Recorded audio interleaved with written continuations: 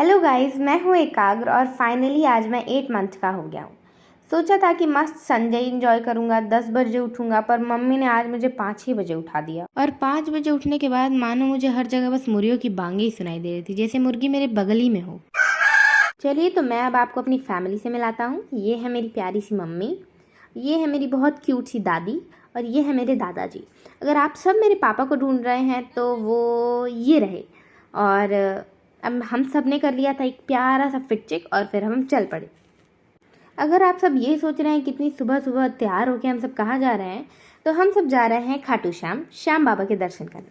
क्या आपने कभी ये सोचा है कि अगर 10 बजे उठने वाले कुंभकर्ण को आप सुबह 5 बजे उठाते हैं तो उसका रिएक्शन क्या होता है?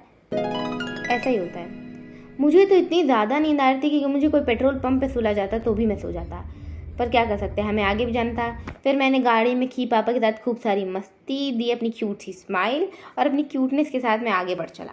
अभी मैं अपनी क्यूट सी स्माइल दे ही रहा था कि मैंने देखा कि मम्मी मेरे को वीडियो बना रही है। तो फिर मैं आगे झुका मम्मी से फ़ोन लेने के लिए, लेकिन तब तक मम्मी ने ही मुझे आगे भेज दिया। और फिर मम्मी ने कहा सरप्राइज। फिर दादू ने कहा कि वो मुझे खूब सारी चॉकलेट खिलाएंगे, तो बस मैंने थोड़ा सा स्माइल दे दिया, मतलब खुशी छुपती थोड़ी ना है। फिर अब हम फाइनली पहुंच गए थे खाटू श्याम की गलियों में।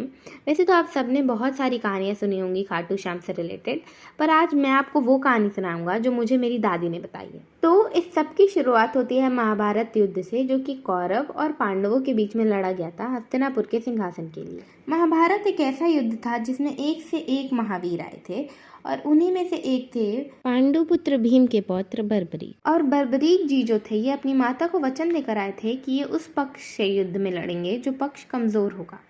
क्योंकि कृष्ण जी इस पूरे युद्ध का परिणाम जानते थे, तो कृष्ण जी ने बर्बरीक जी से इनका जो सर था ये दान में मांग लिया, और बर्बरीक जी ने बिना किसी प्रश्न किए श्री कृष्ण को अपना सिर दान में दे दिया। उन्होंने श्री कृष्ण जी से अपनी इच्छा जताते हुए कहा कि वो महाभारत का पूरा युद्ध देखना चाहते हैं। तो श्री कृष्ण ने एक पर्वत पे बर्बरीक जी के सर को स्थापित कर दिया, जिससे वो पूरा महाभारत का युद्ध देख पाए। बाद में जब पांडव लड़ने लगे कि युद्ध की जीत का श्रेय किसे जाता है, तब बर्बरीक ने कहा कि उन्हें जीत भगवान श्री कृष्ण की वजह से मिली है। भगवान श्री कृष्ण इस बलिदान से प्रसन्न हुए और कलयुग में श्याम नाम से पूजे जाने का वरदान दिया।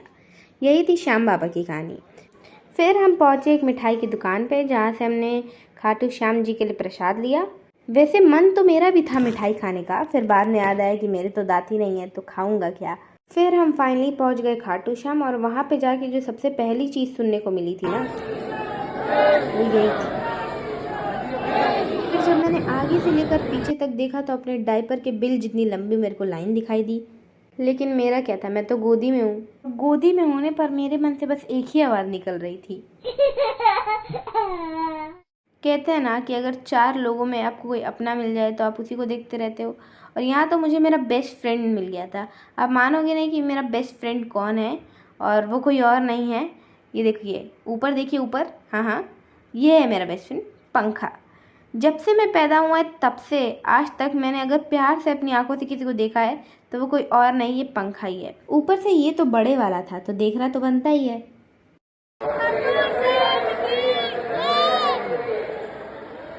फिर हमने किए खाटू श्याम जी के दर्शन और भगवान से लिए खूब सारा आशीर्वाद।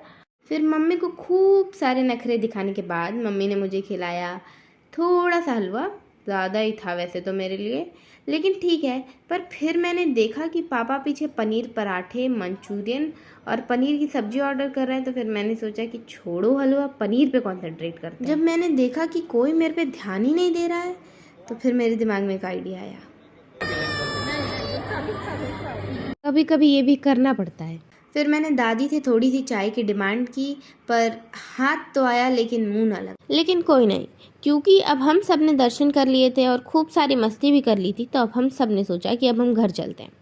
जैसे ही हम लोग गाड़ी में बैठे और गाड़ी थोड़ी दूर ही चली थी, तब तक मेरे दादू ने कहा कि हम अभी घर नहीं जाएंगे। ऐसा उन्होंने क्यों कहा, अगर आप भी जानना चाहते हैं तो please watch the second part, and thank you for the watching.